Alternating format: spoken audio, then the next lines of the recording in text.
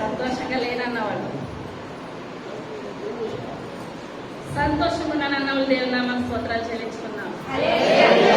హల్లెలూయా. ఈ యొక్క ఆదివారం ఏ ఆదివారం అంటే మంటల ఆదివారం, అనగా గాడి మీద అనమాట. ఈ యొక్క లక్ష్యవారం మేడగది అనుభవం ఉంటుంది, సాక్రమెంట్ ఉంటుంది. అందరూ సిద్ధపడి ప్రార్థనకి రండి. లక్ష్యవారం ప్రార్థన చేసే తిప్పడము, రాత్రి అంతా కూడా ఆయన పిల్లల దగ్గరికి వెళ్తే హీరో దగ్గరికి వెళ్తే పిల్లల దగ్గరికి పంపించడం, ఇదంతా కూడా శ్రమ పడ్డారు. లక్ష్మీవారం అయిపోయింది. నెక్స్ట్ శుక్రవారం అయితే గుడ్ ఫ్రైడే ఉదయం 9 గంటల నుంచి మధ్యాహ్నం 3 గంటల వరకు. పోయిన ఆదివారం మనం ఏం చెప్పుకున్నామంటే సీమ మంచివాడేనా? ఆయనకి ఎంతమంది కుమారులు? పేరు అలెగ్జాండర్. భార్య మంచిదేనా? భార్య మంచిదే. పౌల్ గారు ఏమని సాక్ష్యం ఇచ్చారు? నీకు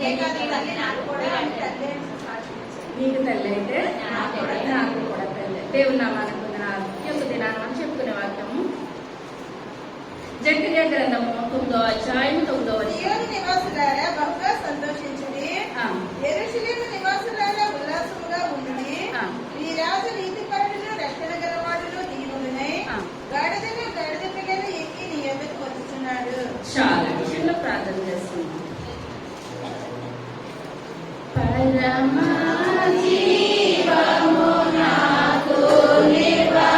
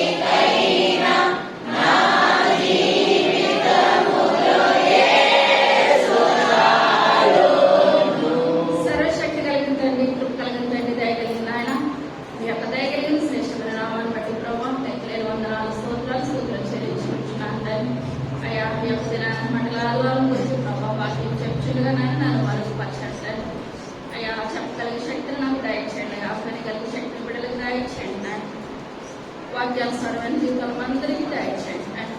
అయ్యా వాక్యాన్ని విడిచిపెట్టే వాక్యం కాకుండా ప్రభావ అయ్యా వాక్యాన్ని పాపం అనుసరించే దయచేయండి. ఆయన ఈ యొక్క ఆరాధన ఆదరించాము. మీరే తోడుగా నేడుగా ఉండి మహిమ ఘనత ప్రభావాలు మీరే పొందమని త్వరగా రాబోతున్న యేసై నామమున పెట్టుకుంటున్నాము తండ్రి. ఆమేన్. హల్లెలూయా. చదువుకున్నట్టు నివాసులారా బహుగా సంతోషించుడి, యెరూషలేము నివాసులారా ఉల్లాసముగా ఉండుడి. ఈ రాజు నీతిపరుడును రక్షణ గలవాడును దీనుడునై గాడిదను గాడిద పిల్లలు ఎక్కి నీ యొద్దకు వచ్చుచున్నాడు. చాలా ఇదంతా కూడా ఏంటంటే ప్రవచనం అన్నమాట. ఆ జకర్యా భక్తుడు యేసయ్య ఈ లోకంలో పుట్టక మునిపే ఏమని రాస్తాడండి? యేసయ్య ఈ లోకంలో పుడతాడైనా పుట్టి గాడిద పిల్లల మీద ఎక్కి ఆ యెరూషలేము అంతా కూడా తిరుగుతారు. ప్రతిదీ కూడా మనకి యేసయ్య ఒక మాట చెప్పారంటే ఆయన స్త్రీ సంతానంగా వస్తారని ఆదికాండంలో చెప్పాడు. ఆయన వచ్చాడంటారా? వచ్చాడు. ప్రతిదీ కూడా మన దేవుడు అవునంటే అవును, కాదంటే కాదు. ఏదైనా ఒక మాట ఇచ్చిన దేవుడు అది చివరి వరకు కూడా నెరవేర్చి వెళ్తాడు. మాట ఇచ్చి నెరవేర్చకపోవడానికి ఆయన మానవుడు ఏమాత్రం కూడా కానే కాదు. రాజులకు రాజు, ప్రభులకు ప్రభు. ఇప్పుడు జకర్యా గారు యేసయ్య పుట్టక మునిపే ఏమైతే వస్తారని చెప్పారంటే గాడిద పిల్ల ఎక్కువ వస్తున్నారు. వచ్చారంటే అదే విధంగా వచ్చారు. అదే మత్తయి సువార్త 21వ అధ్యాయం మొట్టమొదటి వచనం.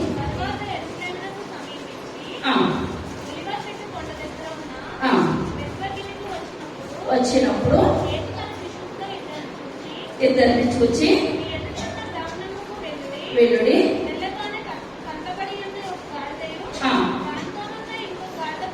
పిల్లయు మీకు కనబడును.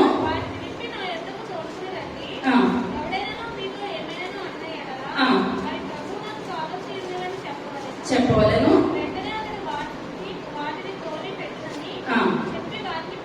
పంపెను.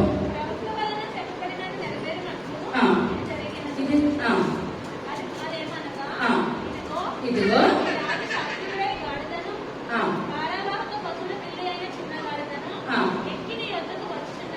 వచ్చుచున్నాడని చాలు. ఇక్కడ చూసుకున్నట్లయితే దేవాది దేవుడు ఇద్దరు శిష్యులను పంపించి ఏమని చెప్తున్నారంటే, మీరు పలానా ప్రదేశానికి వెళ్ళండి. వెళ్ళిన తర్వాత అక్కడ ఆ ఇంట్లో ఏమున్నది, ప్రహరీలో గాడిద పిల్ల కట్టబడి ఉన్నది అనమాట. కట్టబడి ఉన్నాయి. ఆ కట్టబడి ఉన్న దగ్గర అక్కడ మీరు వెళ్ళిన తర్వాత ఈ యొక్క గాడిదలు మా యొక్క యేసయ్యకి కావాలని చెప్పండి. చెప్తే ఇప్పుడు వాళ్ళు ఏం చేస్తారో తోలుకొని వెళ్ళిపోండి అనేసి విప్పి పంపించేస్తారు. ఆ పంపించేసిన గాడిదలు మీరు ఎక్కడ తీసుకొని వస్తారో నా దగ్గరికి తీసుకురండి. ఇప్పుడు మన ఇంట్లో ఏదైనా వస్తువు ఉందని పక్కన వాళ్ళకి తెలుసు, అది మీ దగ్గర ఉంది కదా ఇచ్చేయండి అంటే మనకు అవసరం లేకపోతే ఇస్తాం. అవసరం ఉన్నదైతే ఇది మాకు కూడా అవసరం ఉందండి అని అంటాం. కానీ ఇప్పుడు ఇది ఎవరికి కావాలి? యేసయ్యకి కావాలి. ఎందువల్లంటే లేఖనాలు నెరవేర్పు కావాలనంటే ఇప్పుడు అక్కడ గాడిదలు కట్టబడి ఉన్నాయి. ఇంటి యజమానుడు ఏమన్నా అన్నాడా? ఏమనలేదు. ఇంత మీ యజమానుడు కావాలి కాబట్టి మీరు ఏం చేయాలి? తోలుకొని వెళ్ళిపోండి.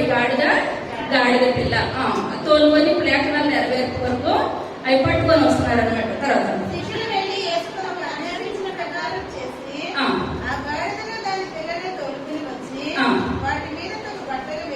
వాటి మీద తమ బట్టలు వేయగా ఆయన బట్టల మీద కూర్చుంటెను.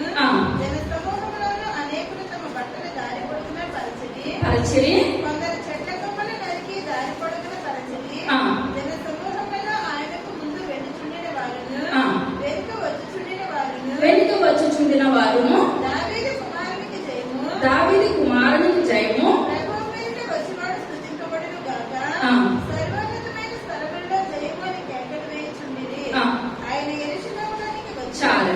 ఇక్కడ హోసన్నా అనగా ఏంటంటే, హోసన్నా అనగా ఇప్పుడే నన్ను రక్షించు. ఏంటంటే అర్థము, ఇప్పుడే నన్ను రక్షించు. దేవుడు మన దగ్గర ఉన్నప్పుడు నాయన ఒక సంవత్సరం పోయేకి రక్షించు, లేదా ఒక 6 నెలలు పోయేకి రక్షించంటామా అనము. మనకు కావాల్సిన అవసరాలన్నీ కూడా నాకు ఇప్పుడే నాకు తీర్చేయాలి. యేసయ్య ఇప్పుడు అక్కడ దేవుడని నమ్ముతున్నారు. అప్పటివరకు యేసయ్యని దేవునిగా ఎవరు కూడా గుర్తించలేదు. ఆయన 12 సంవత్సరాలకే తల్లిదండ్రులతో ఎక్కడికి వచ్చాడండి? ఆయన దేవాలయంలోకి వచ్చారు. దేవాలయంలోకి వచ్చినప్పుడు శాస్త్రంతో పరిచయంతో ఆయన ఏం చేస్తున్నారు? బోధిస్తున్నారు, బోధ చెప్తున్నారు. బోధ చెప్తా ఉంటుండే అయ్యో ఇంత చిన్న పిల్లోడు ధర్మశాస్త్రాన్ని ఏ విధంగా చెప్పగలుగుతున్నాడు? కొంతమంది అనుకుంటున్నారు ఈయన వడ్లవాని కుమారుడు కాదా, ఈయన తల్లి మరియమ్మ యేసేపు కాదా, ఏంటి ఇంత జ్ఞానమైన కుమారుడు ఎలా కలిగాడు? ఇప్పుడు తిన్న తల్లిదండ్రులకి తెలివైన పిల్లలు పుడితే ఏమనుకుంటారు? తింగరాడు కొడుక అంటారు. ఇప్పుడు తెలివైన తల్లిదండ్రులకి తింగరాడు పుట్టేస్తాడంటే తల్లిదండ్రులు ఎంతో గొప్ప మేధావులు, పిల్లలు తింగరాడు అయిపోయింది. ఏదైనా కష్టమే, అటు అన్నా కష్టమే, ఇటున్నా కష్టమే. కానీ ఇప్పుడు యేసయ్య యొక్క జ్ఞానాన్ని వాళ్ళు తెలుసుకుంటున్నారు. కానీ అప్పుడు ఆయన దేవుడిగా ఏమాత్రం కూడా అంగీకరించలేదు. ఈయన లోక రక్షకుడు. ఎందువల్లంటే దేవుడు ఎలాగొస్తాడని పాత నిబంధనలో ఇప్పుడు వీళ్ళు నమ్ముతున్నారంటే రాజుల రాజుగా, ప్రభువులు ప్రభువుగా. ఇప్పుడు ఒక రాజు లాంటి సింహాసనం మీద కూర్చొని పరిపాలన చేస్తాడు కదా, ఆ రకంగా వస్తాడని అనుకుంటున్నారు. కానీ ఆయన పశువుల పాకలో పేదవానిగా వస్తాడన్నట్టు ఏమాత్రం కూడా జనులెవరు కూడా గుర్తించట్లేదు. యేసయ్య వాక్యం చెప్పినప్పుడు కూడా ఆయన రాజులకు రాజు, ప్రభులకు ప్రభు అని ఎవరు కూడా గుర్తించట్లేదు. కానీ ఇక్కడ ఏంటంటే ఇప్పుడు లేఖనాలు ప్రేమవ్వాలి, నెరవేర్పడాలి. ఇప్పుడు హోసన్నా జయము, నన్ను ఇప్పుడే రక్షించి అన్నవాడు ఇంకొక 6 రోజులు పోయిన తర్వాత ఏమంటున్నారు? ఆయన్ని సిలివేసేయండి. ఎందువల్లంటే అప్పుడే వాళ్ళ కళ్ళు తెరవబడుతున్నాయి. అప్పుడే వాళ్ళ కళ్ళకి గురుటితనం వచ్చేస్తుంది అనమాట. ఇక్కడ మనం చూసుకున్నట్లయితే వీళ్ళు అంటున్నారు, నాయన నువ్వు నిజమైన దేవుడు, రక్షితం కాదు. హోసన్నా అనగా ఇప్పుడే నన్ను మీరేం చేయాలి, రక్షించండి నాయన, రక్షించండి నాయన అని కేకలు వేస్తున్నారు. అక్కడ ఉన్న స్త్రీలందరూ ఇప్పుడు ఏం చేస్తున్నారు, ఇళ్లలో ఖరీదైన చీరలు పట్టుకొచ్చి దారి పొడిగిన పరుస్తున్నారు. కొంతమంది అయితే అక్కడ చెట్ల కొమ్మలు నరికి దారి పొడిగిన వేస్తున్నారు. ఇప్పుడు వాటి మీద గాడిద నడుస్తుంది. గాడిద మీద ఎవరు కూర్చున్నారు, దేవాది దేవుడు కూర్చున్నాడు. అదే మనము గుర్రం మీద వస్తే దేనికండి సూచన, రాజరికానికి సూచన. గాడిద మీద వస్తే సాత్వికం తగ్గించుకోవడానికి. ఇప్పుడు ఆయన రాజుగా రావడానికి లోకంలో రాలేదు, పేదవాడిగా తగ్గింపున్న స్థితిలోనికి యేసయ్య ఈ లోకంలోనికి వచ్చాడనమాట. ఇప్పుడు గాడిద మీద వచ్చిన ఇప్పుడు పాత నిబంధనలు చూసినట్లయితే ఆ గుర్రం మీద వస్తేనే రాజు. మరి ఇప్పుడు ఈ గుర్రం మీద రావట్లేదు కదా, గాడిద మీద వస్తున్నాడు. అయినప్పుడు ఏమంటున్నారు, రాజే హోసన్నా జయము, హోసన్నా జయం, ఇప్పుడే నన్ను రక్షించండి, ఇప్పుడే నన్ను రక్షించండి అంటున్నారు. మనము ఆ గ్రంథాల్లో కనుక మనం చూసుకున్నట్లయితే, ఆ మోషే ఇచ్చిన ధర్మశాస్త్రంలో కనుక మనం చూసుకున్నట్లయితే, ఆ ఒక సగటు యూదుడు కొన్ని పండుగలు చేస్తారు పాత నిబంధనలో. ఎన్ని పండుగలు అండి? కొన్ని పండుగలు చెప్పగలుగుతారా? పస్కా పండుగ చెప్పండి. పస్కా పండుగ, పెంతెకొస్తు పండుగ చేస్తారా? పెంతెకొస్తు పండుగ, పెంతెకొస్తు పండుగ అది అపోస్తలుల గారి 2వ అధ్యాయంలో ఉంది కదా. పెంతెకొస్తు పండుగ. మూడవదిగా పూరీము పండుగ చేస్తారు పాత నిబంధన గ్రంథంలో. పూరీము పండుగ అనగా ఇప్పుడు ఏంటంటే, ఆ యొక్క ఎస్తేరు ఉన్న దినాల్లో ఆ యొక్క హామాను ఏం చేయాలనుకున్నాడు, ఇశ్రాయేలు ప్రజల్ని, యూదులందరినీ కూడా చంపేయాలని అనుకున్నాడు. యూదులందరినీ చంపేయాలనుకుంటే ఇప్పుడు ఎస్తేరు ఏం చేస్తుందండి, ఉపవాసం ఉండి 3 దినాలు నేను ఉపవాసం ఉంటాను, మీరు ఉండండి, చంటి పిల్లలేంటి పశువులేంటి ప్రతి ఒక్కరు కూడా ఉపవాసం మనం ఏం చేద్దాము, ప్రార్థన చేద్దాం. అప్పుడు నేను రాజు దగ్గరికి వెళ్తాను. ఎందువల్లంటే రాజు ఆజ్ఞ లేదా నేను లోపలికి ఏమాత్రం కూడా ప్రవేశించడానికి వీల్లేదు. రాజు రమ్మన్నప్పుడు రమ్మనకపోతే ఎవరికి బాధ వచ్చిందండి, వస్తే ఇంక జీవితకాలం బయటకు వచ్చేస్తుంది. ఇప్పుడు పిలిచినప్పుడు వెళ్ళకపోయినా తప్పే, పిలవకుండా వెళ్ళినా తప్పే. కానీ అటువంటి దినాలు తెస్తే ఏం చేస్తుందండి, 3 దినాలు ఉపవాసం ఉండి, నాయన మీ చిత్తమైతే నా యొక్క భర్త యొక్క రాజు హృదయాన్ని మీరు కరిగించండి, ఈ యొక్క పెట్టిన శాసనాన్ని మీరు రద్దు చేయండి ప్రభా అని 3 దినాలు ఉపవాసం ఉండి వెళ్ళినప్పుడు రాజుగారి మనసు దేవుడు ఏం చేస్తాడండి, కరిగించాడు. ఎప్పుడైతే ఆ యొక్క హృదయాన్ని కరిగించాడో ఇప్పుడు యూదులకున్న మరణం ఏమైపోయింది, కొట్టివేయబడిపోయింది. కొట్టివేయబడినప్పుడు వాళ్ళు సంతోషంతో ఏ పండుగ చేస్తారు, పూరీము పండుగ. అర్థమవుతుందా? ఇప్పుడు పెంతెకొస్తు పండుగ అనగా పరిశుద్ధాత్మ తండ్రి మేడగదిలోకి వచ్చినప్పుడు యేసయ్య ఆరోహణం అయినప్పుడు ఇప్పుడు వాళ్ళందరికీ కూడా పరిశుద్ధాత్మ వాళ్ళ మీదకి వచ్చింది. ఇప్పుడు అందరూ కూడా అన్య భాషలతో మాట్లాడసాగారు. ఇప్పుడు వాళ్ళందరూ కలిసి ఏ పండుగ అప్పుడు ఏది ఆచరించారు, పెంతెకొస్తు పండుగ. తర్వాత పస్కా పండుగ. పస్కా పండుగ చాలా సార్లు చెప్పాను. పస్కా పండుగ అనగా దాటిపోట. ఇది దేని వల్ల దాటిపోయారు, ఆ యొక్క రక్తాన్ని దారబంధాలకు రాయడం ద్వారా ఏంటంటే పస్కాను ఆచరించి పస్కా అనగా దాటిపోవడం. పెంతెకొస్తు పండుగ అర్థమైందా? తర్వాత పస్కా పండుగ అర్థమైందా? మూడవది ఏమన్నాను, పూరీము పండుగ. ఇప్పుడు 4వది ఏంటంటే పర్ణశాలల పండుగ. ఏం పండుగ? పర్ణశాలల పండుగ. ఈ యొక్క దినాన్ని మనం జరుపుకునేది పర్ణశాలల పండుగ. అర్థమవుతుందా? ఇప్పుడు అదే మంటల ఆదివారం. ఆ మంటల గురించి మనము చెప్పుకున్నాం. 4 ఏమేంటంటారు, పస్కా పండుగ, పెంతెకొస్తు పండుగ, పూరీము పండుగ, పర్ణశాలల పండుగ. అర్థమవుతుందా? పాత నిబంధనలో ఈ 4 పండుగలు కూడా వాళ్ళు జరుపుకోరు. ఇందులో మనం ఏదైనా చేస్తామా, క్రిస్మస్ యేసయ్య పుట్టాడని చేస్తాము, యేసు ఆయన తిరిగి లేచాడని చేస్తాం. మన కాలంలో ఇప్పుడు రన్నింగ్ ఉన్నాయి ఏంటండి, 2 ఇయర్స్ అయిపోయిందంటే మళ్ళీ డిసెంబర్ వరకు కూడా ఖాళీయే. మనకి ఏ పండుగ కూడా అంటారు అందులో. మీకు అన్ని పండుగలు ఉంటాయి, మీకు 2 పండుగలు ఉంటాయి. కానీ పాత నిబంధనలో వీళ్ళందరూ కూడా ప్రే చేసేవారు, ఈ పండుగలన్నీ కూడా ఆచరిస్తూ వచ్చేవారు అనమాట.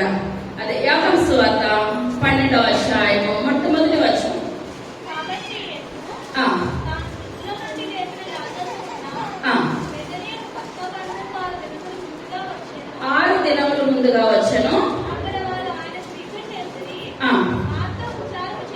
చేశాను. లాజరు ఆయనతో కూడా కూర్చున్న వారిలో ఒకడు. ఆ, అప్పుడు మరియు మిక్కిలి విలువగల అర్షినా మనిషి ఆ, అద్దరపు తెరునున్న ఎరుపు ఆ, తీసుకుని ఆ. యేసు పాదములకు పూసి ఆ. తన వెంట్రుకలతో ఆయన పాదములు తుడిచెను. తుడిచెను. ఇల్లు అంతర్వాసంతో నిండెను. ఆ.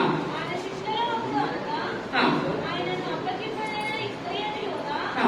ఈ అద్దరు ఎందుకు ఆ. 300 దినారులకు అమ్మి ఆ. పేదలకు ఇయ్యలేదనెను. చాలు. ఇక్కడ మనం చూసుకున్నట్లయితే ఇప్పుడు ఈయన ఆ యొక్క గుడ్ ఫ్రైడేకి ముందు ఎన్ని దినాల ముందు వచ్చారండి? 6 దినాలు. శుక్రవారం నుంచి లెక్కేసుకుంటే ఎన్ని దినాలు అవుతుంది? 6 దినాలు అవుతుంది. ఇప్పుడు 6 దినాల ముందు ఎక్కడికి వచ్చారు ఈయన? యెరూషలేముకి వచ్చారనమాట. బేతనియా గ్రామం యెరూషలేముకి దగ్గరగా ఉంటుంది అనమాట. ఇప్పుడు ఇక్కడికి వచ్చినప్పుడు ఇప్పుడు దేవుడు ముందు గొప్ప కార్యం ఏం చేస్తాడు? లాజర్ని పైకి లేపాడనని ఇప్పుడు తన అక్క ఇప్పుడు ఏం చేస్తుందండి? యేసయ్య యొక్క పాదాలకి అత్తరు రాస్తుంది. అత్తరు ఇప్పుడు మరి అనుకుంటుంది, నేను ఎంత చేసినా నా దేవునికి తక్కువే. ఎందువల్లంటే 4 దినాలు సమాధిలో ఉన్న నా తమ్ముడిని లేపని యేసయ్య. మా కుటుంబంలో మళ్ళీ ఏమొచ్చింది? ఆనందం వచ్చింది, సంతోషం వచ్చింది అని ఇప్పుడు అత్తరు పోసి ఆయన తల వెంట్రుకలతో ఆయన పాదాలు తుడిచి కన్నీరుతో నేను అత్తరు వేసినా ఎంత చేసినా మీరు చేసిన కార్యాలకి తక్కువే ప్రభా అని కన్నీరు కాస్తుంది. ఆ కన్నీరు కాల్సిన సమయం ఇస్కరియోతు యూద ఏమంటున్నాడు? ఇంత అత్తరు ఎందుకు, ఇది పేదవాళ్ళకి ఇవ్వచ్చు కదా అని అంటే దేని వల్ల అంటే ఆ డబ్బులు కూడా దేవుడు తీసేసుకోవడానికి ఇస్కరియోతు యూద. అప్పుడు దేవుడు అంటున్నాడు, పేదలు వెళ్ళినప్పుడు ఇప్పుడు మనం సహాయం చేయాలంటే రోడ్డు మీద ఇంత డబ్బు కట్ట పట్టుకొని వెళ్తే పేదలు కనపడకుండా ఉంటారా మనకు రోడ్డు మీద? మనకు డబ్బు అయిపోతుంది, కానీ ఆ యొక్క గల్లీకి లేని వాళ్ళు ఉంటారు, పేదవాళ్ళు ఉంటారు. కానీ ఇప్పుడు యేసయ్య మనం ఆయన పాదాలు అత్తరపోయాలంటే ఆయన వస్తాడా? ఇప్పుడు ఏమాత్రం కూడా రారనమాట. ఇప్పుడు యేసయ్య అంటున్నాడు, పేదలు ఎల్లప్పుడూ మీ దగ్గర ఉంటారు, కానీ నేను ఎల్లప్పుడూ మీతో ఉంటాను, ఎంత మాత్రం కూడా ఉండాలని దేవుడు మాట్లాడతాడు. అది 9వ వచనం. కాబట్టి యూదులలో సామాన్య జనులు ఆ. అక్కడ ఆయన ఉన్నాడని తెలుసుకొని యేసును చూచుటకు మాత్రమే కాక ఆ, మృతులలో నుండి ఆయన లేపిన లాజరును కూడా చూడవచ్చుని. అతనిని బట్టి యూదులలో అనేకులు ఆ. తమ వారిని విడిచి యేసునందు విశ్వాసం ఉంచిరి కనుక ఆ. ప్రధాన యాజకులు లాజరును కూడా చంపని ఆలోచన చేసిరి. ఆ. మరునాడు ఆ పండుగకు వచ్చిన బహుజన సమూహము ఆ. యేసు యెరూషలేమునకు వచ్చుచున్నాడని విని ఆ. ఖర్జూరపు మట్టలు పట్టుకొని ఆయనని ఎదుర్కొనబోయి ఆ. జయము జయము ప్రభువు పేరిట వచ్చుచున్న ఇశ్రాయేలు రాజు స్తుతింపబడును గాక అని కేకలు వేసిరి. ఆ. సియోను కుమారి భయపడకుము ఇదిగో నీ రాజు గాడిద పిల్ల మీద ఆసీనుడై వచ్చుచున్నాడు ఆ. అని వ్రాయబడిన ప్రకారము ఆ. యేసు ఒక చిన్న గాడిదను కనుగొని ఆ. దాని మీద కూర్చుండెను. చాలా. ఇప్పుడు ఇక్కడ ఏంటంటే ఇప్పుడు జన సమూహం అంతా కూడా ఎప్పుడైతే లాజరు లేపాడో ఆ యేసయ్య మీద మొగ్గు చూపుతున్నారు అనమాట. ఈయన నిజంగా లోక రక్షకుడే, దేవుడే కనుక ఇంత కార్యాన్ని జరిగించండి, లేకపోతే లేదు అని చెప్పుకుంటూ ఉంటుండగా ఇప్పుడు శాస్త్రులను పరిశైలను ఇప్పుడు ఏం కలిగిందండి? జనాలందరూ కూడా లోకమంతా ఆయన కూడా వెళ్ళిపోతుంది, ఇంకా మన మాట ఎవరు కూడా వినే విధానం ఎంత మాత్రం కూడా లేదు. ఇప్పుడు మరియా మార్తలో వాళ్ళ తమ్ముని బట్టి విరవేగిపోతున్నారు. ఇప్పుడు వాళ్ళ తమ్ముని చూడడానికి అనేకమైన జనాలు ఎక్కడెక్కడి నుంచో వస్తున్నారు కనుక ఇప్పుడు యేసయ్యని చంపేయాలి, ఈయన్ని చంపేయాలి. ఇప్పుడు ఇద్దరిని కూడా లాజర్ని చంపాలి, యేసయ్యని చంపాలి. వీళ్ళిద్దరిని ఒకేసారి చంపేసినట్లయితే ఇప్పుడు జయమని చెప్పడానికి ఏది ఉండదని అనుకునేటప్పటికల్లా ఇప్పుడు ఏంటంటే ఆయనకి ఎన్ని రోజుల సమయం ఉందండి? 6 రోజులు. 6 రోజులు ఉండగా ఇప్పుడు ఎవరు కూడా ఆయన్ని ఏది చేయలేరు. ఎందువల్లంటే మన ఆయుష్, మన ఆరోగ్యం ఎవరి చేతిలో ఉన్నదండి? దేవుని చేతిలో ఉన్నది. ఇప్పుడు యోబు యొక్క ఆయుష్ దేవుని చేతిలో ఉన్నది. సాతాను నలగొట్టింది కానీ ప్రాణం తీసిందా? ఏ మాత్రం కూడా తీయలేదు. ఎందువల్లంటే మనం పుట్టినప్పుడే దేవుడు మన యొక్క ఆయుష్ని, ఆరోగ్యాన్ని రాసేస్తాడనమాట. ఒక్కొక్కసారి అనుకుంటాం, అయ్యో ఇంత బలహీనత వచ్చింది, ఈమె ఎలా బతికేసిందని అనుకుంటాం. మన చిత్తం కాదు. ఇప్పుడు కార్పొరేట్ హాస్పిటల్లో పెట్టి లక్షలు ఖర్చు పెడతారు. బ్రతికే విధానం ఉంటుందంటారా? ఏ మాత్రం కూడా ఉండదు. ఎందువల్లంటే ఇప్పుడు మనం ఎవరి చేతిలో ఉన్నామండి? దేవుని చేతిలో ఉన్నాం. పుట్టిన వారు పుట్టినట్టు ఎవరు కూడా భూమి మీద ఉంటారు, కానీ మనకి ఎంత కాలమో భూమి మీద ఉండాలో అంతా కూడా మనకి దేవుని చేతుల్లో రాసి పెట్టింది. ఇప్పుడు ఈయన అనుకుంటున్నారు యేసయ్యని చంపాలి, లాజర్ని చంపాలి, కానీ ఆయన ఇంకా సిలివేయడానికి ఎన్ని రోజుల సమయం ఉందండి? 6 రోజుల సమయం ఉంది. కానీ అక్కడ జనాలందరూ కూడా జయము జయము జయము యేసయ్య పేరట వచ్చేవాడు స్తుతించబడిన గాక అని అక్కడ అందరూ కూడా కేకలు వేస్తూ ఉంటుండగా ఇప్పుడు జనాలు ఆ యొక్క దినాన్ని యేసయ్యని ఏమాత్రం కూడా ఏది చేయలేకపోయారు. దీన్ని ఎలా వస్తున్నారు? గాడిద పెళ్లి మీద ఎక్కువస్తుంటే చాలా మంది ఖర్జూరపు మట్టలో పట్టుకొని దారి పొడుగునా వేసేస్తున్నారు. ఇప్పుడు ఖర్జూరపు మట్టలో ఎందుకు పట్టుకొని వచ్చారు?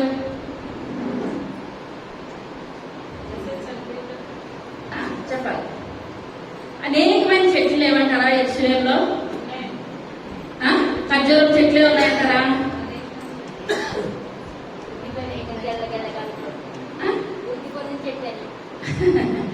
ఏదో ఒకటి చెప్పాలి. అనేకమైన చెట్లు ఉన్నాయి. ఇప్పుడు అందరికి ఇల్లులు కట్టేస్తున్నారు. ఇప్పుడు ఈ చెట్లు కొన్ని శివరాజు గారు ఎంత దూరమో ఎల్లు పట్టుకొస్తున్నారు ప్రతి సంవత్సరం. కొన్ని సంఘాలు అంట ఈ యొక్క మట్టలు కూడా లేవంట. మట్టలు లేకపోతే మట్టల ద్వారా కాదా అంటున్నారంట. ఎందువల్ల పల్లెటూరులో కూడా ప్రతి ఒక్క ఇల్లులు కట్టేసి ఏమవుతున్నాయి? చెట్లు నరికేస్తున్నారు. ఏమాత్రం కూడా ఇదివరకు రోడ్డు మీద వెళ్తుంటేనే ఎక్కడ పడితే అక్కడ ఈ చెట్లే ఉంది. ఈ చెట్లు కూడా కనబడతలేదన్నమాట. కానీ ఇప్పుడు సరే వాక్యంలోకి వచ్చేద్దాం. ఇప్పుడు ఇన్ని చెట్లు ఉన్నాయి కదా, ఖర్జూరపు చెట్లే ఏం పట్టుకొస్తున్నారు? ఖర్జూరపు మట్టలు. స్త్రీలేంటి పురుషులేంటి, బట్టలు వేసిన వాళ్ళు బట్టలు వేస్తున్నారు, బట్టలు వేయలేని వాళ్ళు ప్రేమ చేస్తున్నారు. ఖర్జూరపు మట్టలే. ఖర్జూరపు మట్టలు ఎందుకు తెస్తున్నారు అనగా 2వ దినవృత్తాంతాల గ్రంథము 3వ అధ్యాయము మొట్టమొదటి వచనం.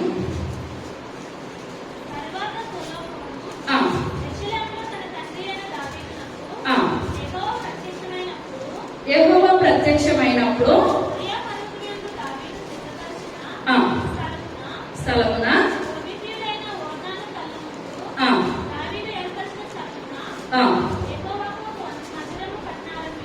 కట్టనారంభించెను.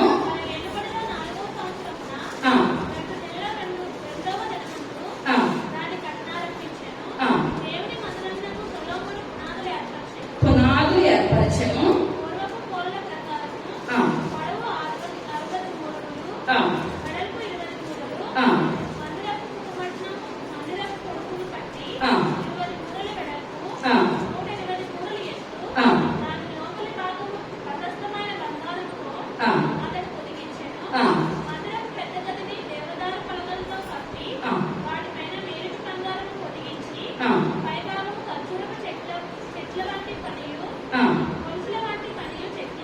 చాలా. ఇప్పుడు ఎలా చెక్కించాడు సొలొమోను మహారాజు? ఖర్జూరపు చెట్ల వంటి పని. ఖర్జూరపు చెట్టు ఏ విధంగా ఉంటుందో యెరూషలేము దేవాలయంలో ఆ యొక్క లోన గదిలో ఇప్పుడు ఎలా పొదిగించాడండి సొలొమోను మహారాజు?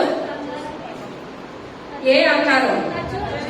ఖర్జూరపు చెట్ల ఆకారంలో ఆ యొక్క మందిరాన్ని నిర్మించాడు అనమాట. ఎందువల్లంటే ప్రతిదీ కూడా దేవాది దేవుడు సొలొమోనుకు చెప్తున్నాడు, ఇది పొడుగు ఎంత ఉండాలి, వెడల్పు ఎంత ఉండాలి, ఈ రకంగా నువ్వేం చేయాలి, మందిరాన్ని నువ్వు కట్టాలి. ఇప్పుడు దావీదు కడదామనుకున్నాడు మందిరాన్ని, అవునంటారా? దావీదు కడదామనుకున్నాడు. దావీదు కడదామని అనుకునేటప్పటికి అప్పుడు నాతాను ప్రవక్త వచ్చాడు, నువ్వు ఇలాగ నేను మందిరాన్ని కట్టబోతున్నానని దావీదు అని చెప్పినప్పుడు, దావీదు నాతాను ప్రవక్త చెప్పినప్పుడు, నువ్వు మంచి పని చేస్తున్నావు కదా, కట్టేస్తే ఇంకేముంది అని చెప్పి వెళ్ళిపోయినప్పుడు ఆ రాత్రి దేవుడు ఎవరిని దర్శించాడండి? ప్రవక్తను దర్శించి దావీదు చెప్పినట్లు ఏమాత్రం కూడా జరగాల్సింది ఏమాత్రం కూడా లేదు. ఎందువల్ల అతని చేతులు రక్తంతో నిండిపోయి కనుక వెంటనే నువ్వు ఉదయం లేకగానే నువ్వేం చెప్తావు? దావీదా, నువ్వు కట్టడానికి ఏమాత్రం కూడా వీలు లేదు. నీ యొక్క కుమారుడైన సొలొమోను ఏం చేస్తాడు? ఆ యొక్క మందిరాన్ని కడతాడు.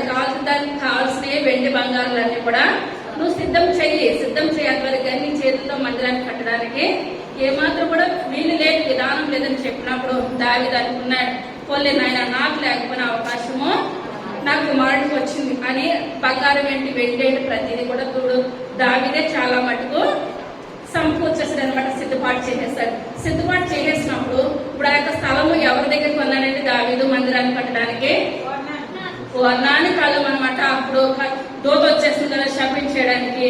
అక్కడ దావీదు బలిచ్చి ఆ యొక్క ప్రాంతాన్ని ఇప్పుడు కొన్నారన్నమాట. అదే ప్లేస్ లో ఆ యొక్క అబ్రహాం ఇస్సాకుని బలించిన ప్రదేశం అన్నమాట. అది మంచి ప్రదేశము.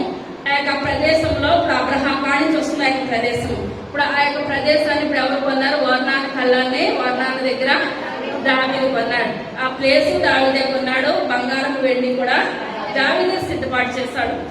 ఆ యొక్క సిద్ధపాటు చేసిన తర్వాత అక్కడి నుంచి కూడా సొలొమోనుతో దేవుడు మాట్లాడుతున్నాడు. నాకు మందిరం ఈ విధంగా కట్టాలి, ఈ విధంగా కట్టాలి. ఇప్పుడు మన ఇల్లు మనం కట్టించుకుంటున్నామంటే మనకు నచ్చిన విధంగా కట్టించుకుంటాం. మనకు నచ్చకపోతే ఇప్పుడు అందులో తిరగాలంటే మనకి ఎలా ఉంటుంది? చిరాకు అనిపిస్తుంది. ఎందువల్లంటే చిన్న లైన్ మనకు నచ్చిన విధంగా ఉంటే ఇష్టపడతాం. ఊరంతున్నా మనకి ఇష్టంగా లేకపోతే మంచి అనిపిస్తుంది అనమాట. చిరాక ఉంటారు. ఇప్పుడు ఇక్కడ ఉన్నట్లయితే దేవుడికి ఎలా కావాలో అలా సొలొమోనుతో చెప్పి దేవుడు ఇప్పుడు ఎలా చేస్తున్నాడంటే మందిరాన్ని కట్టించుకొని ఇప్పుడు లోన దేవుడిని ఏ రకంగా కట్టమని చెప్పాడండి? ఖర్జూరపు చెట్లు కొమ్మలు ఏ విధంగా ఉంటాయో లోన ఉన్న మందిరాన్ని ఆ విధంగా కట్టాలి. అంటే ఇప్పుడు దేవునికి ఏమి ఇష్టమో అర్థమవుతుందా? ఖర్జూరపు మంటలు అంటే దేవుడికి ఇష్టం. ఇప్పుడు దేవునికి ఇష్టం కనుక ఇప్పుడు ఇక్కడ కొత్త నిబంధనలు ఇప్పుడు స్త్రీలు పురుషులు అందరూ ఏం పట్టుకొని వస్తున్నారండి? ఖర్జూరపు మంటలు. ఆయనకి ఇష్టమైన మంటలు అన్నమాట. ఆయనకి ఇష్టమైన మంటలు పట్టుకొని వస్తున్నారు. అదే లేవి కాండము 23వ అధ్యాయము 40వ వచనం.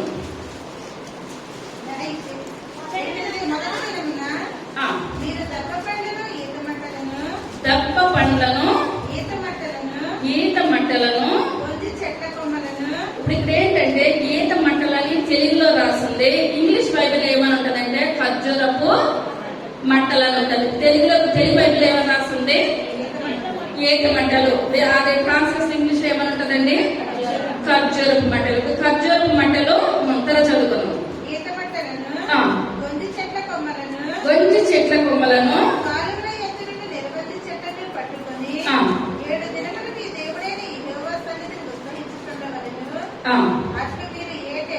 అట్లు మీరు ఏటేటా 7 దినములు యెహోవాకు పండుగగా ఆచరింపవలెను. ఇది మీ తరములలో నిత్యమైన కట్టడ. 7వ నెలలో దానిని ఆచరింపవలెను. నేను ఐగుప్తు దేశములో నుండి ఇశ్రాయేలును రప్పించినప్పుడు వారిని పర్ణశాలలో నివసింపచేసితినని ఈ జనులు ఎరుగునట్లు 7 దినములు మీరు పర్ణశాలలో నివసింపవలెను. ఇశ్రాయేలులో పుట్టిన వారందరూ పర్ణశాలలో నివసింపవలెను. నేను మీ దేవుడనైన యెహోవాను. అట్లు మోషే ఇశ్రాయేలుకి యెహోవా నియామక కాలములను తెలియజెప్పెను. చాలండి. ఇక్కడ మనం చూసుకున్నట్లయితే ఆ యొక్క ఇప్పుడు ఏం చెట్లు అండి? ఖర్జూరపు చెట్లు. ఆ ఖర్జూరపు మట్టలు పట్టుకొని ఇప్పుడు ఏం చేస్తారంటే ఇప్పుడు ఇది ఏం పండుగ జరుపుకుంటున్నారు ఇశ్రాయేల్ ప్రజలు? పర్ణశాలల పండుగ. ఇప్పుడు ఇలా పర్ణశాలల పండుగ ఆచరించేటప్పుడు ఇప్పుడు వీళ్ళకి ఏ పండుగ లేదండి. పెంతుకొస్తు పండుగ అంటే పాత నిబంధనల వాళ్ళకి తెలియదు. ఇప్పుడు ఏంటంటే ఎక్కువగా చేస్తుంది పస్కా పండుగ, పర్ణశాలల పండుగ. ఇప్పుడు పర్ణశాలల పండుగ చేసుకున్నప్పుడు దేవుడు మోషే గారితో మాట్లాడుతున్నాడు. మోషే గారితో మాట్లాడి మోషే మీరు ఐగుప్తు నుంచి వస్తున్నారు కదా ఇశ్రాయేల్ ప్రజలు. ఐగుప్తు నుంచి ఇప్పుడు ఎన్ని సంవత్సరాలు వచ్చారు? 40 సంవత్సరాలు. 40 సంవత్సరాలు నడుచుకుంటా అరణ్యం గుండా వచ్చారు కదా. ఆయన వచ్చినప్పుడు నిజమైన దేవుడిని నేను వాళ్ళకి తెలియాలంటే మీరు ఏ పండుగ ఆచరించాలి? పర్ణశాలల పండుగ ఆచరించాలి. పర్ణశాలల పండుగ ఆచరించినప్పుడు అప్పటి వరకు కూడా వాళ్ళు నడుచుకుంటా రావడం. పగల మేఘ స్తంభము, రాత్రి అగ్ని స్తంభము. అగ్ని స్తంభంగా రాత్రి ఉన్నంతసేపు నడిచేవారు. అగ్ని స్తంభం ఆగిపోతే వాళ్ళు ఏం చేసేవారు? గుడారాలు వేసుకొని గుడారాల్లో ఉండేవారు. మళ్ళీ ఎప్పుడైతే మేఘ స్తంభం వస్తుందో మేఘ స్తంభం వచ్చే వరకు కూడా వాళ్ళు ఎన్ని రోజులైతే అన్ని రోజులు అక్కడ ఆగిపోయేవారు అనమాట. పగలైతే మేఘ స్తంభం రావాలి, రాత్రి అయితే అగ్ని స్తంభం రావాలి. ఆ విధంగా నడుచుకుంటా వస్తున్నారు అనమాట ఇశ్రాయేలు ప్రజలు. ప్రతిసారి కూడా వీళ్ళు ఇప్పుడు ఏం వేసుకుంటున్నారో గుడారాలు వేసుకుంటున్నారు. కానీ సంవత్సరానికి ఒక్కసారి వీళ్ళు ఏం చేయాలి? పర్ణశాలలు. ఎందువల్లంటే నిజమైన దేవుడు ఇప్పుడు మన పాత నిబంధనలో సొలొమోను ఏ విధంగా ఖర్జూరపు మట్టలతోటి మందిరాన్ని కట్టించాడో ఇప్పుడు ఇక్కడ కూడా ఆ యొక్క ఖర్జూరపు ఏం చేయాలి? ఏ కుటుంబానికి ఆ కుటుంబం గుడారాలు వేసుకోవాలి. అర్థమవుతున్నాం కదా? ఇప్పుడు మనందరం ఇన్ని కుటుంబాలు ఉన్నాయి. ఇన్ని కుటుంబాలకు సంఘంలో ఉన్నామని ఇలా కూర్చున్నాము, వెళ్ళిపోతున్నాము. అదే ఇప్పుడు మనం ఏ కుటుంబం వెళ్తా ఉంటుంటే పెద్ద గుడారం వేసేసుకుంటే ఎన్ని రోజులను ఉండగలుగుతామండి అన్ని కుటుంబాలు ఒక చోట? ఈ రోజుల్లో ఏ ఫంక్షన్ జరిగినా ఆ టైంకి వస్తున్నారు, తింటున్నారు, వెళ్ళిపోతున్నారు. ఒక రోజు ముందు రావట్లేదు, అయిన తర్వాత ఒక రోజు కూడా ఉండడానికి శరీరాల్లో సహకరించట్లేదు అనమాట. ఆ నేరమే పడుకుంటూ ఈ రోజులన్నీ కూడా వెళ్ళిపోయిన ఎవరికి రూమ్, ఏసీ రూమ్ అంతా కూడా వచ్చేస్తుంది అనమాట. అడ్జస్ట్ అయ్యే విధానం ఎవరికి కూడా లేనే లేదు. కానీ ఇప్పుడు వాళ్ళు ఏం చేస్తున్నారంటే కుటుంబానికి ఒకటి ఖర్జూరపు మంటలతోటి గుడారాలు, అందులో ఆ డేరాలు ఉండొద్దు. డేరాలకు బదులు ఏముండాలి? ఖర్జూరపు మంటలు ఉండాలి. ఖర్జూరపు మంటలతోటి ప్రతి ఒక్క కుటుంబము కూడా ఆ మంటలతోటి గుడారాలు వేసుకోవాలి. ఎన్ని రోజులు ఉండాలండి? 7 దినములు. 7 దినములు కూడా వీళ్ళు ఎవరు జ్ఞాపకం చేసుకోవాలి? యేసయ్యని జ్ఞాపకం చేసుకుని, ప్రభా 40 రోజులు మేము వస్తుంటున్నాం కదా, 40 సంవత్సరాలు మమ్మల్ని ఎలా పోషిస్తున్నావు? పగల మేఘ స్తంభం కిందను, రాత్రి అగ్ని స్తంభం కింద మమ్మల్ని నడిపించుకుంటూ వస్తున్నావయ్యా. ఆకాశం నుంచి మాకు ఏం కురిపిస్తున్నావు? మన్నాను కురిపిస్తున్నావయ్యా, మీకు వందనాలు అని చెప్పుకొని ఇప్పుడు దేవుని స్తుతించుకొని ఆరాధించుకోవాలంటే వీళ్ళకి నిత్యము దేవునితో సహవాసం చేయాలంటే వీళ్ళకి ఏం కావాలండి? ఖర్జూరపు మంటలతోటి గుడారాలు కావాలి. ఎప్పుడు ఉన్న గుడారం అయితే మనకి ఎప్పుడు ఒకటే తింటున్నాం అనుకోండి, ఏమనిపిస్తుంది? బోర్ అనిపిస్తుంది. ఏదైనా కొంచెం స్పెషల్ గా ఉంటే మనకి మన ఇష్టపడే కొద్ది అది ఇంకా మనకి ఇష్టంగా ఉంటది అనమాట. ఇప్పుడు ఇక్కడ రోజు పప్పే పెడుతున్నాం, ఏమనిపిస్తుంది? తిని బోర్ కొట్టేస్తుంది, చిరాకు వస్తుందనంట. ఇప్పుడు మనకి ఏ రోజు నాడు ఇప్పుడు ఏం చేస్తాము? అన్ని తినేటప్పటికి ప్రాణం లేసి వచ్చేది అనమాట ప్రతి ఒక్కరికి. ఇప్పుడు ఇక్కడ కూడా ఎప్పుడు డేరాల్లోనే ఉంటే దేవుని ప్రత్యక్షత వేలో తెలుసుకుంటే కూడా స్పెషల్ గా మనకు ఉండాలి కనుక ఇప్పుడు దేవుడు ఏం చేస్తాడు? ఖర్జూరపు మట్టిలో వేరే రకరకాల చెట్లు ఉంటాయి, కానీ ఏ చెట్టుది కూడా తేకూడదు. ఖర్జూరపు మట్టలు తెచ్చేయాలి. ఏం చేయాలి? ఎవరికాలు గుడారాలు వేసుకుని ఆ గుడారాలలో ఏం చేయాలండి? నివసించాలన్నమాట. అదే కీర్తనల గ్రంథము 92వ అధ్యాయము 12వ వచనం.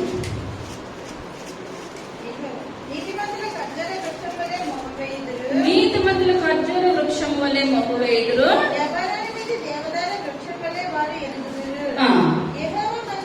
చాలండి. నీతిమంతులు ఎలా ఉంటారంటండి? ఖర్జూర వృక్షం వలె. ఆ చెట్టు ఏం చేస్తుందంటే చిగురిస్తుందని అర్థం అనమాట. ఇప్పుడు అలా ఆ యొక్క ఖర్జూర గుడారాల్లో ఆ మట్టలు వేసిన గుడారాలు ఉంటే ఆ కుటుంబం ఏ విధంగా ఉంటది? చిగురిస్తుంది, అభివృద్ధి పడుతుంది, ఆశీర్వదిస్తుంది. ఇప్పుడు ఎవరు చెప్పారు? దేవాది దేవుడు మోషే గారికి చెప్పారు అనమాట ఆ యొక్క నిబంధన. ఇప్పుడు అది కీర్తనల గ్రంథంలో రాయబడింది అనమాట. నీతిమంతులు ఎలా ఉంటారో ఖర్జూర వృక్షం వల్లే మొగ్గు వేస్తారు. మన కుటుంబాలు ఎలా ఉండాలండి? ఖర్జూర వృక్షం వల్లే మనం నిత్యము కూడా 1 రోజు 2 రోజులు కాదు, 40 రోజులే కాదు, జీవితాంత కాలం కూడా మనం మరణ పర్యంతరం కూడా మనం ఎలా ఉండాలి? ఖర్జూర వృక్షం వల్లే మొగ్గు వేయాలన్నమాట. అదే ప్రకటన గ్రంథము 7వ అధ్యాయము 9వ వచనం.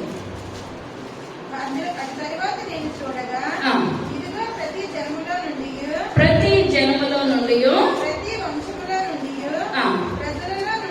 ప్రజలలో నుండి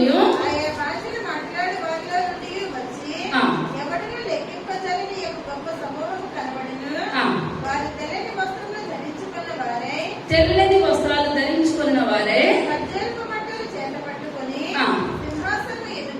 సింహాసనం ఎదుటను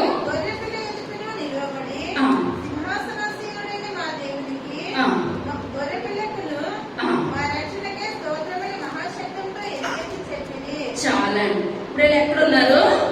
పరలోక రాజ్యంలో యేసయ్య పాదాల చేత ఏం పట్టుకున్నారండి? ఖర్జూరపు మట్టలు పట్టుకొని దేవుని వాళ్ళు ఏం చేస్తున్నారు? స్తుతిస్తున్నారు. ఇప్పుడు మనం ఈ లోకంలో ఆ మట్టలు పట్టుకొని మనం స్తుతించినట్లయితే మన చివరికి మనం ఎక్కడ కనపడతామండి? పరలోక రాజ్యంలో. మనం ఇప్పుడు ఏ మంచి పని చేసినా మనం మంచి పని ఏదైనా సరే ఇప్పుడు మన మంచి మనకి ఎప్పటికైనా మన వెనకాలే వస్తుంది. దేవుడు ఎప్పటికైనా మన మంచి మనకి తీర్పు తీరుస్తాడు. అంతకు మించి చెప్పగలిగేది ఏది కూడా లేనే లేదు. మనం మంచి పనులు చేసినట్లయితే మనకు ఒకసారి మన పనులు మనకి తెలవకపోయినా మన బిడ్డ తరతరాలు ఆశీర్వదించబడతారు, దీవించబడతారు. అందుకని మనం ఏది చేసినా మనం ఏం చేయాలండి, మన కుటుంబం గురించి మన బిడ్డల గురించి ఆలోచించి మనం ఒక మంచి నిర్ణయాన్ని తీసుకోవాలి. అదే 2వ రాజుల గ్రంథము 9వ అధ్యాయము 1వ వచనం.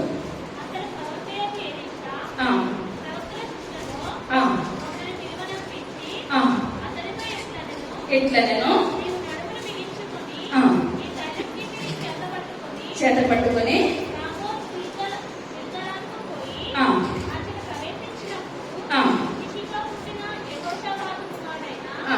యోబు ఎక్కడున్నాడని తెలుసుకొని యోబు ఎక్కడున్నాడని తెలుసుకొని అతన్ని దర్శించి ఆ, అతని సహోదరుల మధ్య నుండి ఆ. అతని చాటుగా రప్పించి ఆ. లోపలి గదిలోనికి అతని పిలుచుకుని పోయి ఆ. తైలం కింద తీసుకొని ఆ. అతని తైలం మీద తైలం పోసి ఆ. వీరిని ఇశ్రాయేలు మీద పట్టాభిషేకునిగా చేస్తున్నని ఆ. యెహోవా సెలవిస్తున్నాడని అతనితో చెప్పి ఆ, ఆలస్యం చేయగా తలుపు తీసి పారిపోము. ఆ, ఎవరైనా ఆ ప్రవక్త పోగలని బయలుదేరి ఆ. రామోత్ గిలాదుకు వచ్చినప్పటికీ ఆ. సైన్యముల అధిపతులు కూర్చుని ఉండేది. ఆ. అప్పుడు అతడు అధిపతి చాలు.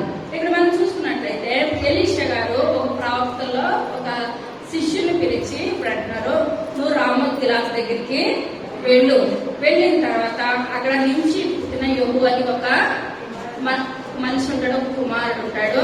ఇప్పుడు ఆ కుమారుని పిలిచి నువ్వేం చేస్తావు, నువ్వు త్వరలో నువ్వేమవుతావు, ఇక్కడ ఇస్రాయల్కి రాజు అవుతావని నెత్తి మీద పేరు చేయాలి, తైలం పోసి అభిషేకించి ఎవరు చూడకుండా నువ్వు వచ్చేసాయి అని ఎవరు పంపించారండి, ఎలీషా గారు పంపించారు. పంపించినప్పుడు ఆ యొక్క శిష్యుడు అక్కడికి వెళ్ళినప్పుడు ఆయన అక్కడ ఉన్నప్పుడు ఏం చేస్తాడండి, వెళ్ళిన ఆయన ఇలా ప్రవక్తని గురించి ఇలా చెప్పారు, నువ్వు త్వరలో ఇప్పుడు ఏమవుతున్నావు, రాజు అవుతున్నావు, ఇక్కడ నువ్వు మంచిగా పరిపాలన చేయాలని చెప్పినప్పుడు ఇతను నమ్మాడంటారా? ఇప్పుడు మన దగ్గరికి ఎవరన్నా వచ్చి నువ్వు త్వరలో సీఎం అయిపోతున్నావు, నేను అభిషేకించేస్తున్నానంటే ఏమంటావు? ఫుల్గా తాగొచ్చావా, మామూలుగా మాట్లాడుతున్నావా? ఎందువల్లంటే నమ్మబుద్ధి కాదనమాట. ఇప్పుడు మామూలుగా ఏ ఉద్దేశం లేకుండా ఉన్న మనుషుల దగ్గరికి వచ్చి ఇప్పుడు ఏమంటున్నారు, నువ్వు త్వరలో రాజు అయిపోతున్నావు అంటే నమ్ముతారంటారా? కనుక పంపించింది ఎవరు?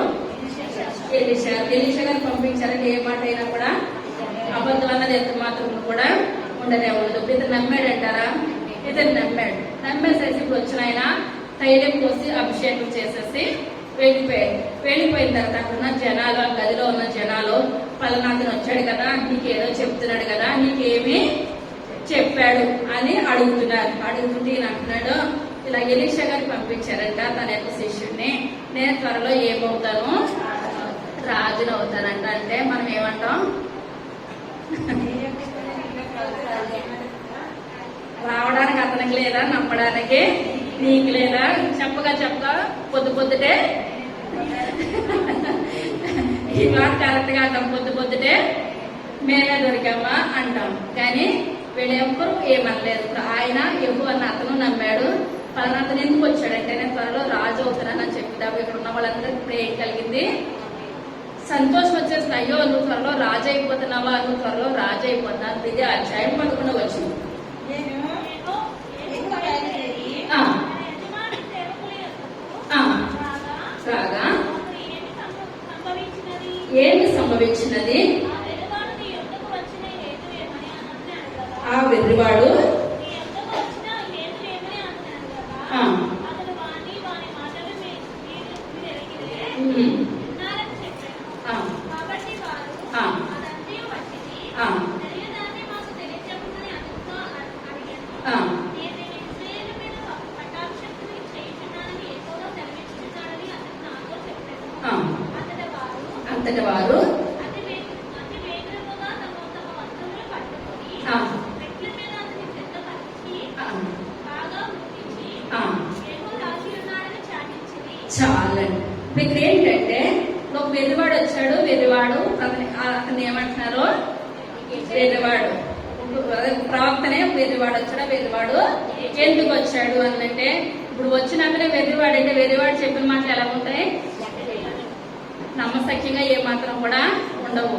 కానీ అప్పుడు ఈయన అంటున్నాడు ఏమని, ఇలాగ పలానా ప్రవక్త పంపించాడంట, నేను త్వరలో ఇప్పుడు ఏమవుతున్నాను, ఇశ్రాయేలు మీద నేను రాజును అవుతున్నానంట అని చెప్పేటప్పటికి అక్కడ వెర్రివాడన్న మాట ప్రతిదీ తీసేసి పంపించింది ఎవరు, ప్రవక్త ఎలీషా గారు పంపించారని అక్కడ ఉన్న వాళ్ళందరూ కూడా నమ్మి వాళ్ళ దగ్గర ఉన్న బట్టలన్నీ టప్ ఆ షర్ట్లేటివన్నీ తీసేసి మెట్ల మీద పరిచి కూడా ఏం చేస్తున్నారండి, యెహూ రాజు అవుతున్నాడు, యెహూ రాజు అవుతున్నాడు. ఇప్పుడు నమ్మారంటారా, నమ్మారు. ఎందువల్ల అంటే ఇప్పుడు చెప్పేది ఏంటంటే, పాత నిబంధన గ్రంథంలో ఎవరైనా రాజు అని అనుకుంటే సన్మానం ఏంటండి, బట్టలు పరుస్తారు. ఇప్పుడు హోసన్నా జయము, హోసన్నా జయము అని అనగా ఇప్పుడు ఏంటండి, ఇప్పుడే రక్షించు, ఇప్పుడే రక్షించయ్యా, మీరు నిజంగా దేవుడే అని లోనున్న ఖరీదైన వస్త్రాలు పట్టుకొని వచ్చి ఇప్పుడు ఏం చేస్తున్నారు, దారి పొడిగినా పరిచేస్తున్నారు. పాత నిబంధనలు కూడా బట్టలు పరిస్తే వాళ్ళు ఏమవుతారు, రాజు అవుతారు. కొత్త నిబంధనలో కూడా యేసయ్య అవుతాడు. కొత్త నిబంధనలో కూడా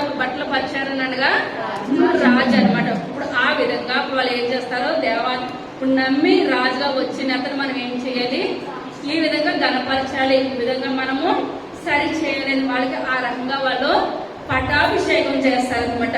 ఇప్పుడు ఇదే మనం చూసుకున్నట్లయితే,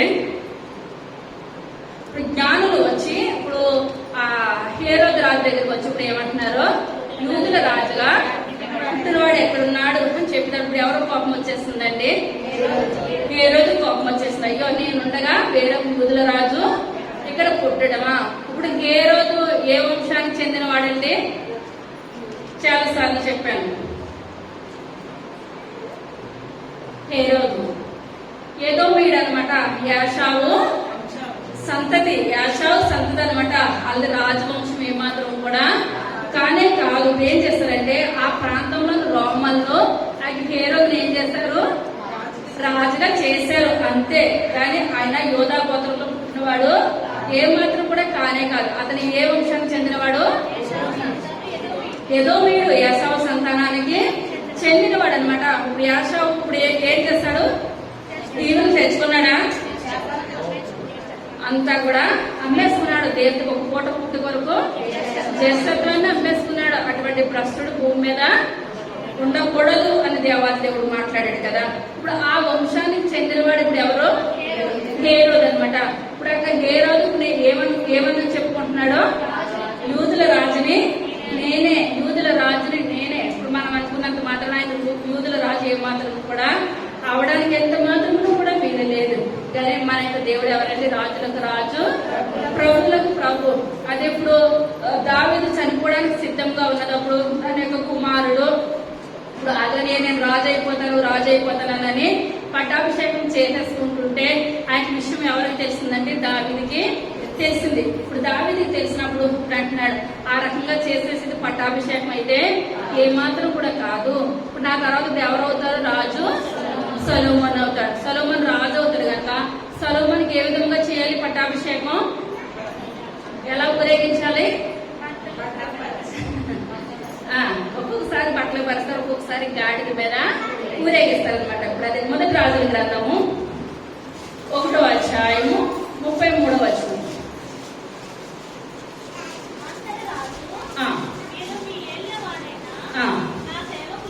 నా సేవకులను నా కంచెర గాడిద మీదకి ఎక్కించి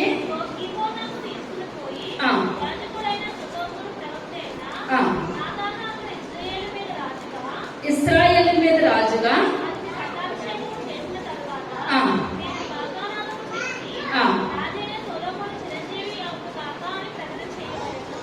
ఇప్పుడు ఏమి ఎక్కించమన్నాడండి, కంచెర గాడిద. కంచెర గాడిద ఇప్పుడు దేనికి సూచన, తగ్గింపు, రాజరికానికి సూచన అనమాట. అదే గుర్రంతో వస్తే యుద్ధానికి సూచన అనమాట. ఇప్పుడు ఇతను ఎలా చేయాలి, ఒక రాజరికం తగ్గించుకొని నా కంచరగాడిని పట్టుకొని వెళ్ళి ఇప్పుడు ఎవరిని ఎక్కించాలి, సొలొమోన్ని ఎక్కించాలి. బట్టల పరిచయం చేసినా కూడా రాజరికమే, కంచరగాడి నుంచి ఎక్కించినా కూడా రాజరికం. ఆశ్చర్యకరం. ఇప్పుడు ఏదైనా ఒక దేశం నుంచి ఒక దేశం మీదకి ఆ యొక్క గుర్రంతో వస్తుంటే ఏంటంటే సూచన యుద్ధానికి వచ్చేస్తున్నారు. అదే గాడిద మీద వస్తుంటే సమాధానంగా వస్తున్నారు. గాడిద మీద వస్తున్నారు కానీ లేచి ఇక్కడ యుద్ధానికి గొడవకి ఏమాత్రం కూడా రావట్లేదు. ఎలాగ వస్తున్నారు? సమాన జుల్లులు వస్తున్నారు. ఇప్పుడు ఇక్కడ సొలొమోనుకి ఎలా చేస్తారండి సన్మానము? కంచెరగాడిద తగ్గింపు జీవితం అన్నమాట. తగ్గింపు జీవితంతో సొలొమోను మహారాజుకి పట్టాభిషేకం చేశారు. ఇప్పుడు యోబు గ్రంథము చివరిగా 42వ అధ్యాయం 12వ వచనం. యెహోవా యోబును మొదట ఆశీర్వదించినందుకంటే మరి అధికముగా ఆశీర్వదించెను. అతనికి 14,000 గొర్రెలను, 6,000 మందెలను, 1000 జతల ఎడ్లను, 1000 ఆడుబడులను కలిగెను. ఏమున్నాయండి? 1000 గాడిదలు ఉన్నాయన్నమాట. 1000 ఆడగాడిదలు. ఇప్పుడు ఎన్ని ఉన్నా సరే పాఠ్యమన గతంలో ఏముంటే గొప్ప అండి వీళ్ళకి? గాడిదలు ఉన్నట్లయితే వాళ్ళకి చాలా గొప్ప, చాలా ఘనత. ఇప్పుడు యేసై ఎక్కడో బట్టి ఎవరికి ఘనత వచ్చింది? గాడిదకి ఘనత వచ్చింది. ఇప్పుడు ఎప్పుడు కూడా అంత ఘనత లేదు. కట్టబడి ఉన్నాయి. అవి కట్టబడి ఒక ఇంట్లో ఉన్నాయి, ఒక ప్రహారీలో ఉన్నాయి. అవి ఇంకా బయట మొహం చూసి అంతకుముందు ఎవరు కూడా గాడిదల మీద ఎక్కిన వాళ్ళు కానీ చేసిన వాళ్ళు ఎవరు కూడా లేరు. అవి బయటకి రాలేదు. ఇప్పుడు బయటకు వస్తున్నాయి. బయటకు వస్తుంటే మామూలుగా చెప్తారు జోక్ ఏంటంటే ఆ గాడిదలు యేసై ఎక్కినప్పుడు ఆ బట్టల పరిస్థితి, ఆ ఖర్జూరం బట్టల పరిస్థితి అన్ని కూడా పరిస్థితి ఉంటుంటే గాడిద అనుకుంటుందంట నన్ను బట్టి ఏం జరుగుతుంది? నన్ను బట్టే ఇప్పుడు ఏం జరుగుతుంది? సన్మానం జరుగుతుంది. లేకపోతే నేను కాకపోతే ఈయనకి ఏమాత్రం కూడా సన్మానం లేదు. నేను లేకపోతే ఈయనకి ఏమాత్రం కూడా ఘనత లేదు. ఆ యొక్క గాడిద వెళ్తుంది కానీ గాడిద అనుకుంటుంది అంటే మనసులోను, అయ్యో నన్ను బట్టి ఎంత ఘనత వచ్చేసింది, నన్ను బట్టి ఎంత ఘనత వచ్చేసిందని. ఆ యొక్క 2వ రోజు ఇదంతా అయిపోయిన తర్వాత ఆ వీధులంటే వెళ్తుందంటే గాడిద మళ్ళా ఏం చేస్తారు? బట్టలు వేస్తారేమో, ఖర్జూరం బట్టలు పట్టుకొని వస్తారేమో. మళ్ళీ వేస్తారంటారా? బట్టలు వేయడం కానీ ఖర్జూరం బట్టలు పట్టుకు రావడం కానీ ఏటి చేయలేదు. అప్పుడు అనుకుంటుందంటే గాడిద ఏమని, అమ్మోయ్ నాకు గాడిద సన్మానం ఎవరికి? నా మీద ఎక్కిన యేసయ్యకి. ఇప్పుడు మనకి కాదు ఘనత, మనలో ఉన్న దేవుని బట్టి మనకు ఘనత అంతవరకే. కనుక యేసయ్య ఈ లోకంలోనికి కన్యమరియమ్మ గర్భంలో ఉద్భవించినప్పుడు, ఇప్పుడు నెలలు నిండినప్పుడు వాళ్ళ జనాభా సంఖ్యకి వెళ్ళాలని చెప్పినప్పుడు ఏది ఎక్కారండి? మరియమ్మ గాడిద ఎక్కింది అనమాట. యేసయ్య కడుపులో ఉండగానే గాడిద ఎక్కి ఆయన జనాభా లెక్కలకి వెళ్ళారు. మరలా ఆయన లోకంలో ఎన్ని సంవత్సరాలు జీవించారు? 33.5 సంవత్సరాలు జీవించారు. 33.5 సంవత్సరాలు జీవించిన తర్వాత చివరిగా ఎక్కిన వాహనం ఏంటండి? గాడిద. కడుపులో ఉన్నప్పుడు ఎక్కింది గాడిదే, చివరిగా ఎక్కింది కూడా గాడిదే. ఇప్పుడు మన జీవితాల్లో కూడా, మన బ్రతుకుల్లో కూడా ఇప్పుడు ఖర్జూర వృక్షాల వల్ల ఇప్పుడు మనం ఏం చేయాలండి? చిగిరించాలి, మోగు వేయాలి. ఇప్పుడు ఖర్జూరం మట్టిలో ఎందుకు వేశారు? దేవునికి ఇష్టమైంది. ఎందుకు ఇష్టమైందని మనకు అర్థమవుతుంది. సొలొమోను దేవాలయాన్ని కట్టమన్నప్పుడు ఎలా కట్టమన్నాడండి? ఖర్జూరపు మట్టలతో కట్టమన్నాడు. ఇప్పుడు ఇలా ఆచరించారు పండుగ. ఆచరించినప్పుడు పర్ణశాలలు, గుడారాలు. ఇప్పుడు ఇదంతా కూడా ఇశ్రాయేలు ప్రజలు 40 సంవత్సరాలు నడుచుకుంటూ వచ్చినప్పుడు గుడారాల్లోనే వచ్చారు. ఇప్పుడు చివరిగా ఏంటంటే మధ్యలో మర్చిపోయింది. నెహెమ్యా గ్రంథము 8వ అధ్యాయం 15వ వచనం.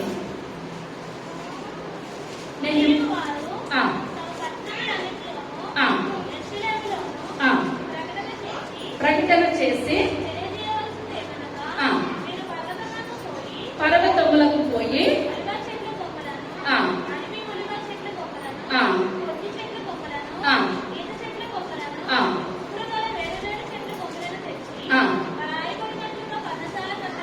చాలా అండి. ఇప్పుడు ఏంటంటే ఇప్పుడు ఈత చెట్లు అనగా ఇప్పుడు ట్రాన్స్లేషన్ లో ఏమని చెప్తున్నారండి?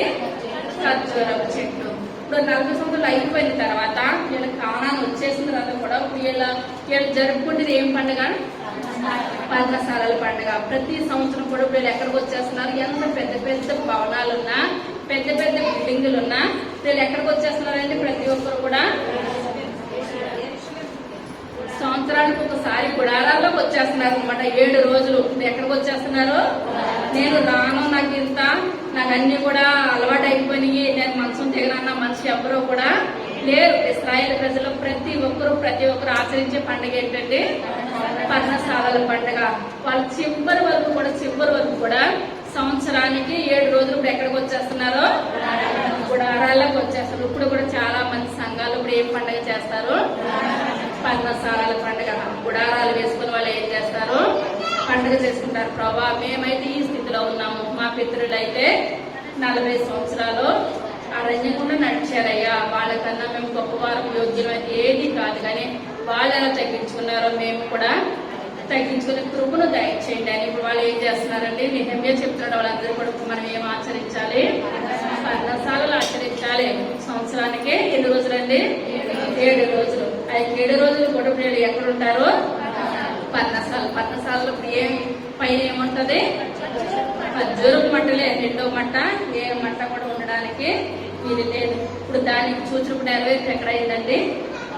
కొత్త నిబంధన గ్రంథంలో యేసయ్య వస్తా ఉంటుండగా ప్రతి ఒక్కరు కూడా ఖర్జూరపు మట్టలు పట్టుకొని వచ్చారు, దారి పొడిగిన బట్టలు పరిచారు. అటువంటి గొప్ప దేవుని పండుగలో ఇప్పుడు ఎన్ని పండుగలు ఆచరించేవారండి పాత నిబంధనలో? చెప్పాలి. ఎవరైనా ఒక నిలబడి వాళ్ళు ఎప్పుడెప్పుడు ఏమేమి చేస్తారో 4 పండుగలు వివరించారు.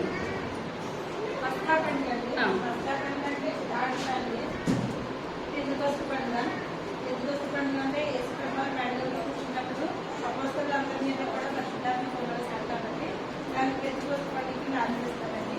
3వది పూరిం పండుగ అండి.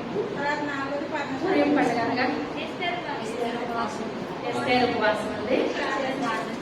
4వది పర్ణశాలల పండుగ అనగా దేవనామానికి వందనాలు. చెప్పండి కూడా. ఇంకొకరు ఎవరైనా లెక్కలేదారా? 4 పండుగలు వివరించాం. పస్కా పండుగ అండి. పస్కా పండుగ అంటే దాటిపోవటం అని అర్థం. పెంతుకోస్తు పండుగ అంటే యేసయ్య ఆరోహణ అయ్యేటప్పుడు పరిశుద్ధాత్మ అందరి మీద ఉంది కాబట్టి చేసుకున్నారు పెంతుకోస్తు పండుగ. 3 పూరింపు పండుగ. అది ఎస్తేరు గారు ఉపవాసం ఉండి 3 రోజులు ఉపవాసం ఉండి ప్రార్థన చేసినప్పుడు రాజు తన వద్దకు రాజ్యాలు రానివ్వాలని ఆమె చేసిందండి. అది పూరింపు పండుగ. 4వది పర్ణశాల పండుగ. అది ఖర్జూరపు మట్టలతో అందరూ గుడారాలు వేసుకొని చేసుకునే సంవత్సరానికి ఒకసారి చేసుకునే పండుగ. అది అరణ్య మధ్యలో మన పూర్వీకులు నడిచి వెళ్ళినప్పుడు ప్రతి సంవత్సరం చేసుకున్నారు. ఇప్పుడు కూడా చేస్తున్నారు.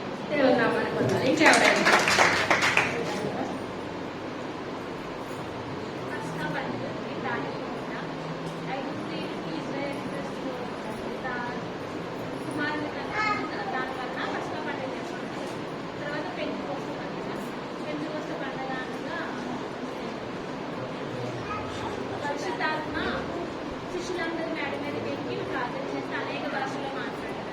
తర్వాత పేరెంట్ పండుగ ఎస్తేరు అనే 3 రోజులు ప్రజల కోసం ప్రార్థన చేసింది. ప్రమాణం తప్పించిన వల్ల ఆ పండుగ వస్తుంది. పర్ణశాల పండుగ పెద్దలు 40 సంవత్సరాలు అరణ్యంలో నడిచారు. అప్పుడు ఖర్జూర మండలంతో 7 దినములు ఆ గుడారంలో ఉండడం వల్ల పర్ణశాల పండుగ. అందరూ పైకి చేసినట్లయితే చిన్న ప్రార్థన చేస్తారు. సర్వశక్తి కలిగిందండి, కృషి కలిగిందండి, దయచేయండి నాయన. మీ యొక్క దైవం శ్రేష్టమైన నామాన్ని బట్టి స్తోత్రాలు చెల్లించుకుంటున్నాను అయ్యా. మా కొరకు నాయన బాబు పరలోకం నుంచి నాయన ఈ లోకంలో స్థితికి వచ్చిన దేవాలను వందనాలు చెల్లించుకుంటున్నాను తండ్రి. ఏ యోగ్యత లేదు ప్రభావం తండ్రి అని పిలవడానికి కూడా మా దగ్గర ఏ యోగ్యత లేదు నాయన. కొట్టివారు మట్టివారు ప్రభావ అయ్యా. మీ యొక్క రక్తాన్ని మా కొరకు చిందించిన తండ్రి మీకు వందనాలు అయ్యా. మీ యొక్క దినాన్ని అయితే నాయన అయ్యా వస్తున్నాను జయము నాయన యేసయ్యా మమ్మల్ని రక్షించని కేకలు వేస్తారు ప్రభావ. మళ్ళీ 6 రోజులకి అదే నోరు నాయన సిలివేయండి అని ప్రభావ కేకలు వేస్తారు తండ్రి అయ్యా. ఎందువల్లంటే నాయన కళ్ళు చూడలేని గుడ్డివారు అయిపోయారు తండ్రి అయ్యా. మేము కూడా నాయన మీ యొక్క లోకంలో నాయన మీ యొక్క మాట ఆలోచిస్తున్నాం నాయన అయ్యా. కళ్ళుండి గుడితనం మాలో వద్దు ప్రభావ అయ్యా. సరైన జీవితాలు మాకు దయచేయండి పైన అయ్యా. మమ్మల్ని చూసే కన్నులను మాకు దయచేయండి తండ్రి అయ్యా. మీతో మాట్లాడే కృప మాకు దయచేయమని అడుగుచున్నాను తండ్రి. అయ్యా ఏ యోగ్యత లేని గాడిద మీద మీరు ఎక్కడ బట్టి ఆయన గాడికి ఎంత గొప్పగా వచ్చిందో బాబు మీకు వందనాలు నాయన. అయ్యా నాయన మీరు మా జీవితాల్లో ఉన్నట్లయితే నాయన మా జీవితాలకు వెలుగు ప్రభా. అయ్యా మీరు మా బ్రతుకులు ఉన్నట్లయితే మాకు నాయన బాబు అయ్యా గొప్ప ఆదరణ తండ్రి. నాయన ఈ లోకంలో ఎవరున్నా లేకపోయినా బాబు మీరుంటే చాలయ్యా, మీ మాటలు ఉంటే చాలు నాయన. అయ్యా తల్లిలాగా లాలించే దేవుడు అయ్యా, తండ్రిలాగా ప్రేమించే దేవుడు నాయన, ముదిమి వచ్చే వరకు ఎత్తుకునే దేవుడు ప్రభు. అయ్యా మీ యొక్క ప్రేమలో మేము జీవితకాలం కొని ఆడబడే గొప్ప భాగ్యాలు దయచేయండి. దీవెనకరమైన జీవితాన్ని దయచేయండి ప్రభా. ఆశీర్వాదకరమైన జీవితాన్ని దయచేయండి నాయన. అయ్యా గాడిదకి అంత ఘనత వచ్చిందండి ప్రభా. అయ్యా మీరు మా హృదయాలకు మాకు ఎంత ఘనత వస్తుంది ప్రభు. అటువంటి ఘనత తెచ్చే కృప మా సంఘానికి అందరికీ దయచేయండి నాయన. అయ్యా ఇంకా నాయన వారం రోజులు ప్రభా నాయన బాబు అయ్యా దేశం మనకు జరుపుకొని చుట్టూ మీరుంటేనే మీరు మాట్లాడారు ప్రభా. అయ్యా ఆదించేంతవరకు మీరే తోడుగా నడుకున్న విధానాన్ని బట్టి మీకు వందనాలు. అయ్యా పిల్ల వాటి మా హృదయాలకు నాటింప చేయమని అడుగుతున్నాను. అయ్యా మా జీవితాల్లో మా బ్రతుకుల్లో మేము కూడా పద్ధతులు ఆచరించే గొప్ప భాగ్యాన్ని దయచేయండి నాయన. దీవించండి నాయన, ఆశీర్వదించండి. పిల్లలకు పాల్గొంటుంటూ ప్రభు మీ యొక్క చిత్తమైన మీ యొక్క రాగరాల్సింది మరొక సంతోషమైన సామ్యం మీకు కలుసుకునే గొప్ప కృపను ధన్యతను దయచేయండి. త్వరగా రావచ్చు ఏసైనా ఆమేన్.